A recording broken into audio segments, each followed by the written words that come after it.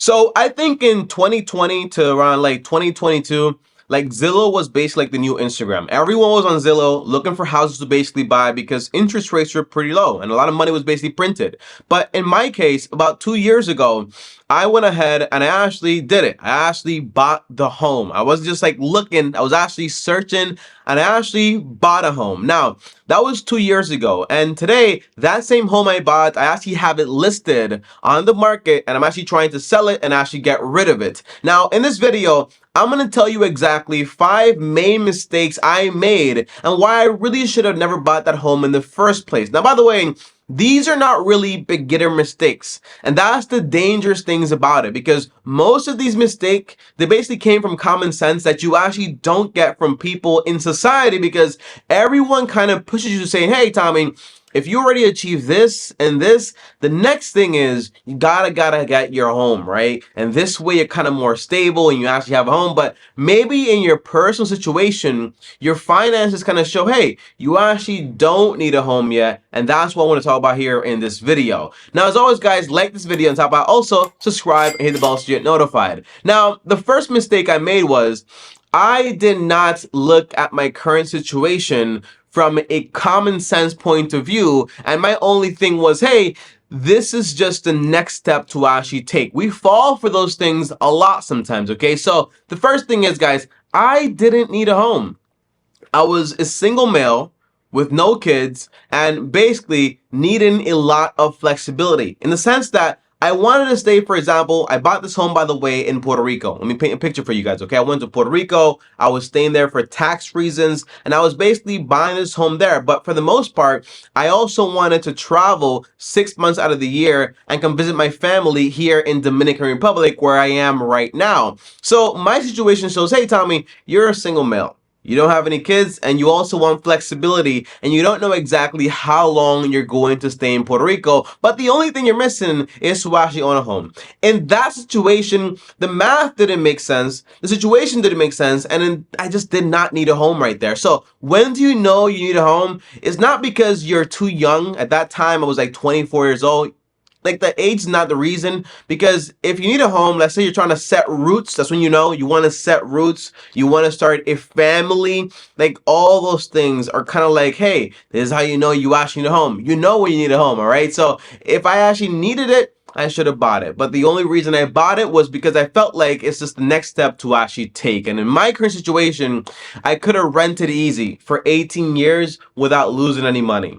Rent versus buy calculator. On top of that, if I knew for a fact in a situation that say, hey, I actually want to stay here for a little longer, like long term, what I should have done was, instead of buying that home, I should have just bought, for example, a little apartment, like a 1-bedroom apartment, work from there. And then if I wanted to set roots and maybe start a family, get married, then in reality, I could have just rented that or sold that and then go ahead and buy the bigger home. And by the way, I paid cash for this house.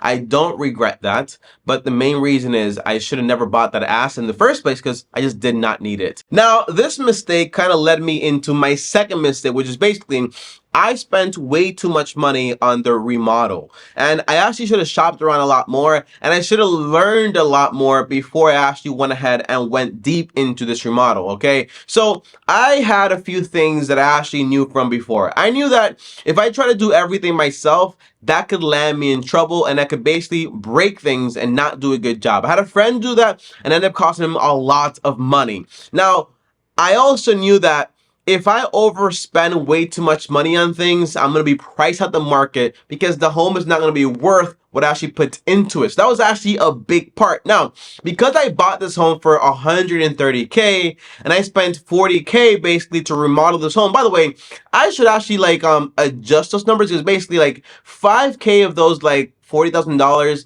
was actually just like buying like a fridge and like a stove and like all the things in there. So I could always take my electronics and just bring them to my new apartment or whatever. Okay, so that's not really a cost remodel, but I'll put it in here anyways. But the point is, when I got this contractor, I spent way too much on things, okay? And where did the money go? It went into the bathroom, it went into the kitchens, it went into the fixtures, into the doors, into the lights, into like all these little details that end up costing a lot of money when you're buying a lot of it. So instead of buying, for example, a quartz chicken top for like over $2,000, I think it was, instead of spending so much money on this bathroom, I should have just gone vanilla. I should have just gotten like the basic stuff, not spend that much money on it. I should have just gotten, for example, basic things for the bathrooms, not spend that much money on it either. And that could have saved me a lot more money. But again, at the time, I was buying with the wrong motivation. I really thought this was going to be a long-term play. So I said, if I'm going to be here for the long term, and I'm going to be setting roots here, well, in reality, I want to have nice things to actually be comfortable in this home. And in reality, I was comfortable, but everything in my life showed that was way too early as far as making a good decision. So I should have gone vanilla. When I say vanilla, I should have just gone basic. Make things look nice, but do it actually at a cheap price. This way you're not spending way too much money and you save a bunch. Now, I could have probably saved at least like $10,000, $15,000 on this home. And that could have actually been in my pocket right now, right? But the goal is, as I'm selling it right now, to recover that money. I think I will, by the way, if God allows it. Now, my third mistake was actually one that I did not expect, okay? I paid way too much for this house, okay? Now, some details here. This house was actually bank owned. It was 1 year vacant because the people that actually had the home before, they lost it. The bank owns it. It was listed for like around 130K. If you know something about homes, it's basically if you have cash, you have like leverage, okay? Because you can pay right then, you close right then, you're done. So what I should have really done was I should have offered $120,000. But again, at the time, I thought I was making a good decision because I knew the last time this home sold, it sold for roughly like $165,000. I'm in for 130. I'll spend $35,000 on this home and basically I'll be good, right? I'll be good. No, no, not at all right? Here's why. Off the bat, there was an electrical problem with this home, and it's basically concrete. So all those things need to break, you need to hire someone, and also you need to actually dig a massive hole to take all that wiring over to the to wherever this thing gets fed, okay? Now that cost right here, all that information, all that process, it costs over $8,000. Like that one mistake cost $8,000. So by me not knowing that I actually had these issues and not being able to check it because there was no light in the home, in reality, it cost me $8,000. Like, so basically, when you're buying a home, and by the way, my thinking was, remember, we're talking about 2 years ago, when everyone is basically trying to buy a home, where interest rates are very low, where you go to a open house, you see like 6, 10 people in there, everyone's making crazy offers. So at the time I'm thinking, hey, if I don't offer a listing, I'm not gonna get the home. And that would have probably been the best thing ever, not to get that home at all. But at the time I said, I'm gonna offer a listing because I want this house. This is the one I want. It's big, it's nice, and I'm gonna be out. But no, I should offer 120, stuck to my guns, and if it didn't get it, I should have just kept looking. But again, in reality, I probably should not have bought anything, and if I did buy something, I should have just gone small with a 1 bedroom apartment or something like that in a nice area, and I could have saved so much more money. Now, number 4, the fourth mistake I made, if you notice guys here, these are like, in a sense, they're mistakes, but they're mistakes that at the time, they seem very logical. You know, if a home sold for 165,000, it's listed for 130, you're getting like $35,000 to actually work with. It sounds great, but the idea is if you have leveraging power, you should always try to basically take advantage of that and go even lower. But then you run the risks of what if they don't accept it? You make a counter offer, you know? So you got to take all those points into mind. So number 4 is, guys, I had a contractor do absolutely everything. I didn't even paint a wall in this house. Now, that was very stupid. And the reason was that I did it was I had a friend before, he bought a house, he tried to do things and hire different people. It did not go well for him. And I said to myself, I'd rather just get a well-known contractor that knows what he's doing, and this way everything turns out okay. But in reality, what ended up happening was, yeah, that was good, but I paid this contractor $18,000 in labor, right? And then I realized that it was just basically him hiring other people to do parts of jobs, okay? Like the bathrooms, he didn't do. The plumbing, he didn't do. But he's the one that knew these people, and he's the one that took responsibility. So I also understand that. And then on top of that, for the most part after that, it was just him and another guy working on this house for basically months. That's the crazy part. I should have gotten it in the contract saying, hey, if something goes wrong, you have this deadline. If you don't do it, then you will not get paid this much money. You know what I mean? I really should have gone for that. But in reality, what I should have done was I should have been open to working on things on this home by myself. For example, I could have easily painted the whole house myself. That's a lot of work, but it would have saved me a lot of money. On top of that, when you live in Puerto Rico and you have concrete houses, the roofs of the house, you're supposed to put, for example, this sealant product on it to make sure like you don't have water filtration in the concrete, which by the way is terrible. Well, I could have done that myself. I saw them do it. I was like, this is what it is.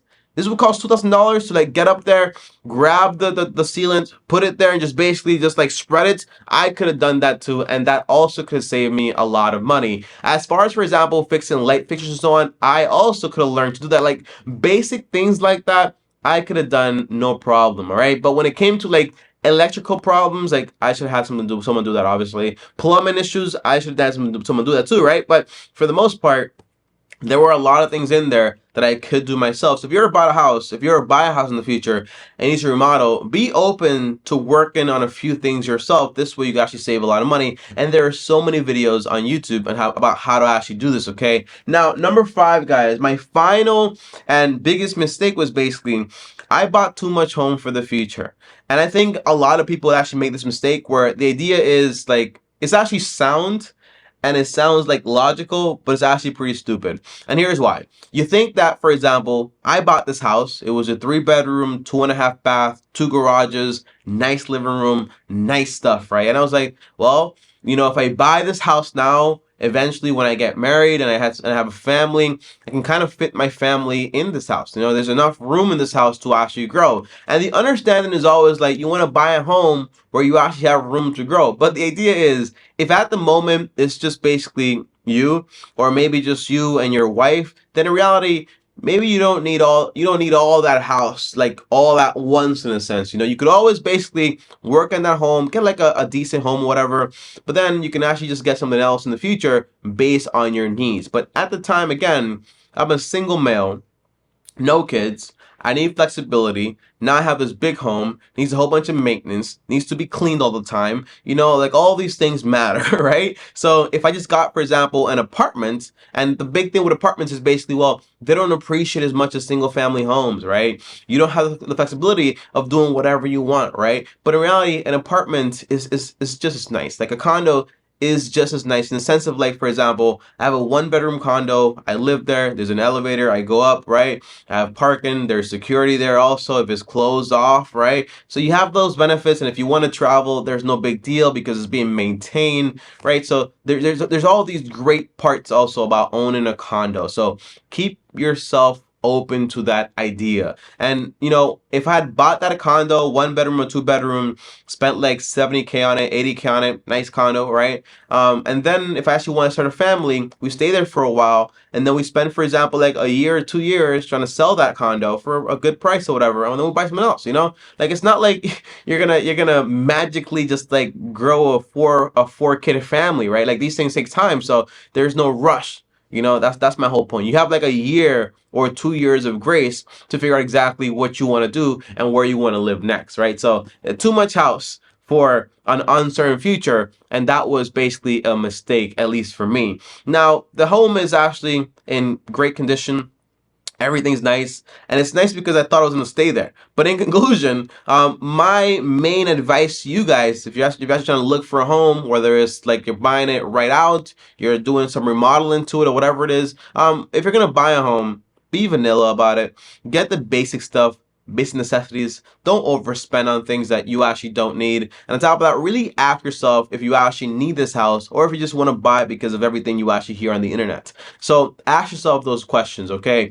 And also ask yourself, am I buying way too much home right now? Or can I just basically get away with getting something smaller, a lot cheaper, and then when the time comes, I can basically sell it, all right? That's also an idea, right? And on top of that, My favorite one is basically, if you don't need a home, just keep renting. Like, it's a service and it's actually not expensive when you compare it to actually owning a home. So run the numbers, run the math.